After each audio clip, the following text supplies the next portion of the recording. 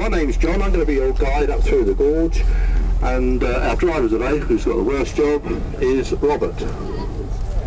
Right, when we get out on the road here, we're actually on the bed of a prehistoric river. And when we started our journey back there, it was actually the mouth of that river. Beyond that would have been a shallow sea. And this river is the same river that carved out Cheddar Gorge over the last 2 million years. This river still runs through the gorge, but most of it now is underneath the gorge through one of the longest underground river systems in the country.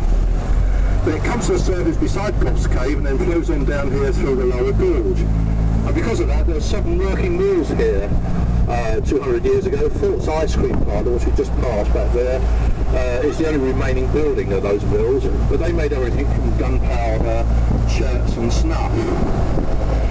Just up there on your right is Jacob's Ladder, 274 steps. It takes you up, and there's another 38 steps up the tower up there, but you see fantastic views of the Somerset countryside. You can even see the Welsh coast there. And just here on your right also is Cox's Cave, the smallest of our show caves. That was discovered in 1836 by George Cox and opened as a show cave in 1837. On your left now, just up here, is the famous Cheddar Rock. Been guarding the gorge there for thousands of years. It's like a lion lying down, or like a sphinx if you like. And then underneath Lion Rock is there's a Goff's old house, which is now our museum. You go in there, you learn all about the history of the cave and the people who lived in the gorge over the last 40,000 years. And on your left now is Goff's Cave, the largest of our show caves. With the audio guides in there, you can stay in there as long as you like, but allow yourself a good 40 minutes in there, I should think. And now that puts all the shops and the cafes behind us, and now we come into the real gorge. Now Cheddar Gorge is 3 miles long, and it's the deepest gorge in the country. There's hundreds of caves in the gorge. I'm going to tell you about just 2 of them on this trip. There's one up there, which is called Pride Evans Hole. And Pride Evans lived up there with his wife and 6 children, and it was his job to come down in the gorge every day and round up any stray sheep that come out that had got away from the local farms. And he got some money back every time he took the sheep back. But what the farmers didn't know till much later was that he was going out at night releasing the sheep so that he could make some money. But Pride Evans lived up there till 1914, and he's the last known family to have lived in Cheddar, in the caves of Cheddar. Coming up now is Landslip Quarry. This was closed down in 1902. But, people used to come here and get their rocks to build their sundown houses.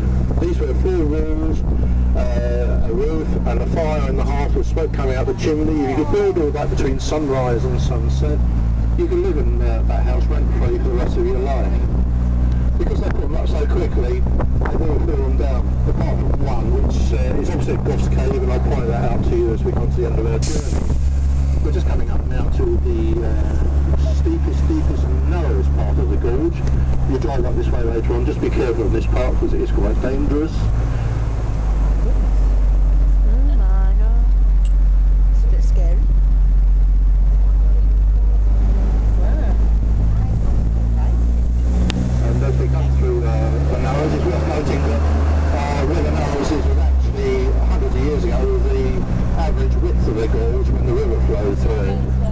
Coming down this bend now, you'll see why the best way of seeing the gorge is on top of the top bus, because you'll see the most spectacular part of the gorge, the pinnacles. These are 450 feet high and the highest cliffs in inland Britain. Lots of wildlife in the gorge. We've got goats, which are usually black and white, and sheep, which look like goats. They are brown. But they wander around the gorge and eat all the shrub that keeps the gorge safe, because the shrub does get into the cracks of the rock. And we did have a landfall here last week, which is very unusual. As you can see, there's netting all over the place to try to stop it, but it's impossible to keep it totally safe. We've also got buzzards, ravens up there. We've got 10 different varieties of bats. And one we're particularly proud of here is the peregrine falcon, who we've got 2 here with their chicks, and they're training the chicks out very favourite food is pigeons. Pigeons travel at about 30 miles an hour. Peregrine falcons are the fastest known animal in the world. When they swoop down for their prey, they can reach speeds of 200 miles an hour. So the poor old pigeon hasn't got a hope in hell. So we're getting a bit short pigeons in the gorge at the moment because the peregrines are eating them all.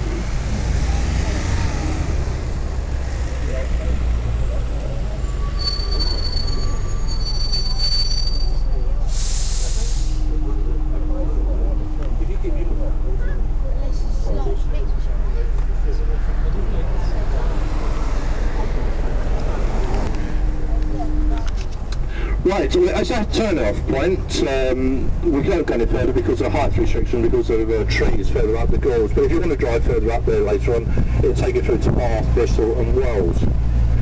Now obviously the place as old as Cheddar Gorge is hundreds of stories attached to the gorge. I'm just going to tell you about two of them on this trip.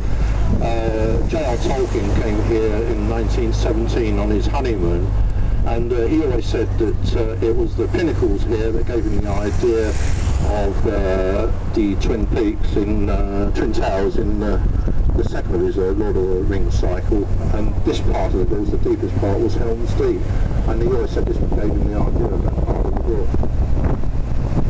Back here, and the other story, as we go through the Narrows here, is Priest Rock, which I'll point out where you get through. But King Edmund, he was a 10th century king in this area, down in Cheddar.